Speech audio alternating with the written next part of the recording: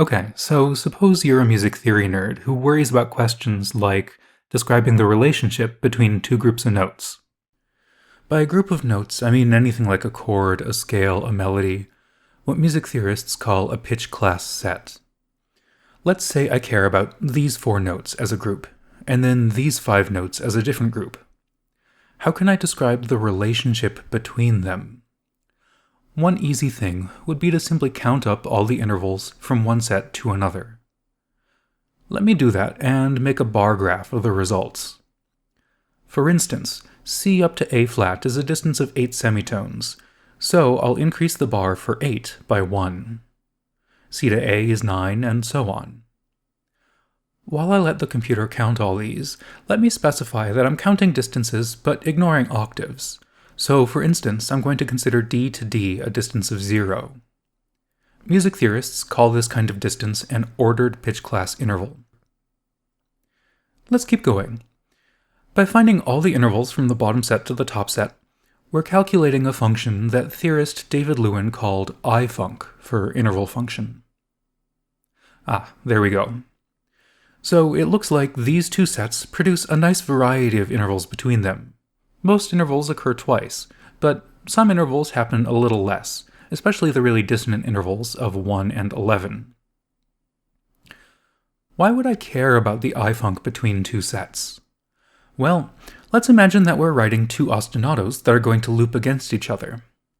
For instance, let's play the bottom set down low and backwards, like this.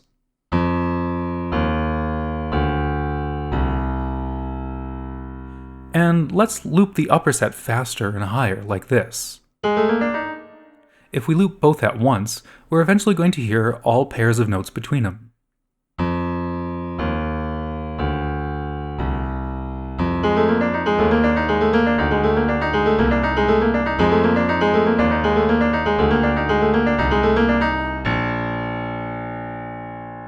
I stuck a B flat on the end there because it felt like we needed some kind of resolution.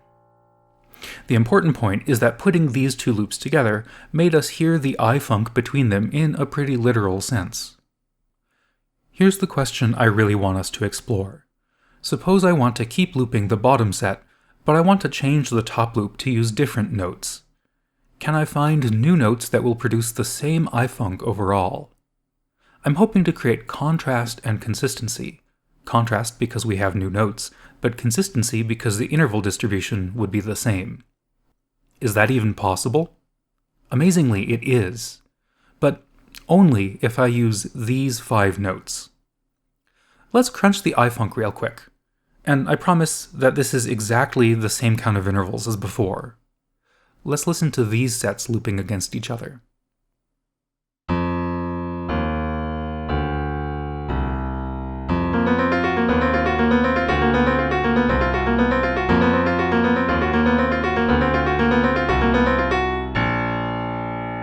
The notes are definitely different, but what do you think?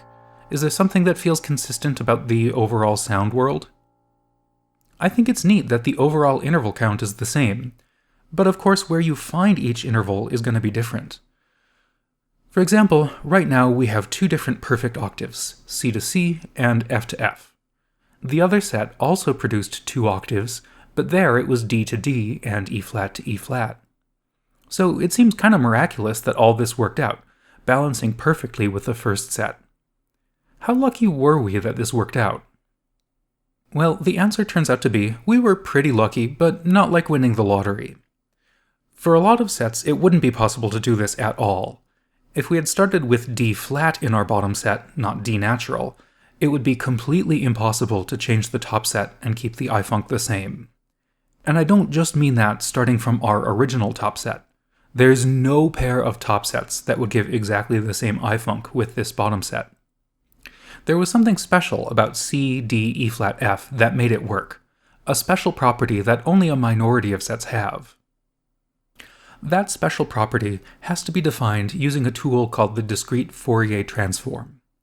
This video is a teaser for a series of lectures I plan to make, which is going to explore what the Discrete Fourier Transform does and how it works.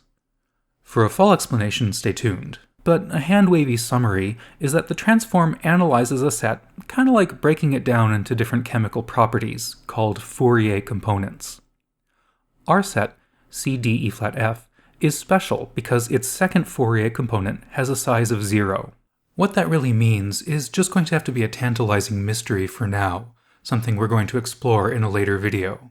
Just treat it as a black box, and accept that the discrete Fourier transform gives us a lot of data about a set, and this particular point of information happens to be a 0. For whatever reason, that's what allowed our magic with the IFUNC to happen. By contrast, C, D flat, E flat, and F has the second Fourier component whose size is 1, which is why it can't work out as nicely.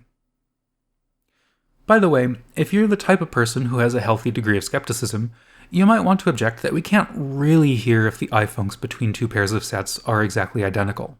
And yeah, I agree. I do think it's nice to be able to find exact answers, but untrained hearing is usually fuzzier than that. The beauty of the DFT is that we don't have to look for all or nothing answers. Fuzziness works too. Let's think seriously about the case of 0135 for a moment. To save screen space, let me replace the bar graph with a list of numbers, like you'd normally see in written music theory. Let's find the IFUNC from this bottom set to the original two top loops. On the left we get this, and on the right we get this. All in all, these don't seem so different to me. Objectively, there will be a change, but I'm not sure if I'd hear it. Let's listen to both.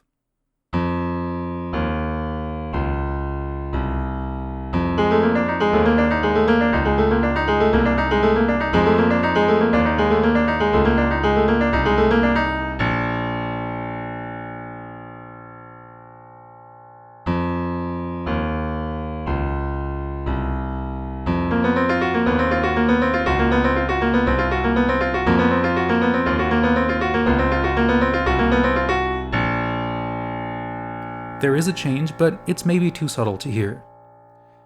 But here's what matters. The DFT predicts that the change will be subtle. 0235 had a second Fourier component of 0, so there was no change. The second component for 0135 isn't 0, so there is a change, but it only has a size of 1, which isn't a big number, so the change to the IFUNC also isn't very big. By contrast, let's go looking for a set with a huge second Fourier component. A good example is the set D, E flat, G sharp, A. Its relevant size is about 3.46, which is way bigger than 1. So I'd expect the IFUNC between this set and our two upper loops to change a lot more. And in fact it does. Here's what the IFUNCs look like. Hugely different, right? One has 4 unisons and 4 tritones, but no major or minor thirds. The other has no unisons or tritones, but a bunch of consonant thirds. Let's listen to the contrast between these.